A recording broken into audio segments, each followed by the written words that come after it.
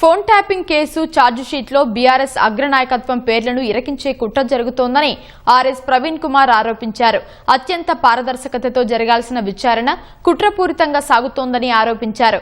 ప్రతిపక్ష నేతలను బెదిరించేందుకు CM Revanth అస్త్రంలా వాడుకుంటున్నారని ఆక్షేపించారు.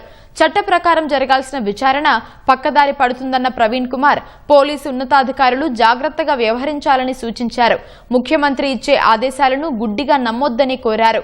BRS party నాయకుల ఇళ్ల ముందు సీసీ కెమెరాలు ఏర్పాటు చేసినట్లు, ఫోన్లను ట్యాప్ చేస్తున్నట్లు ఆయన ఆరోపించారు.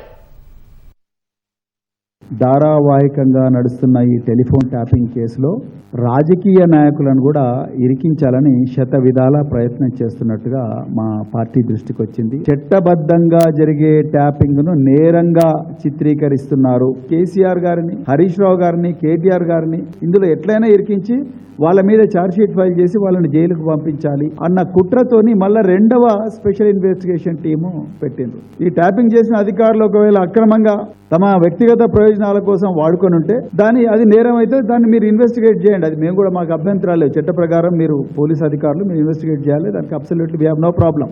రాజకీయ నాయకుల పేర్లు ఇందులో ఇరికించాలని చూడడం మాత్రం ఇది చట్ట వ్యతిరేకం.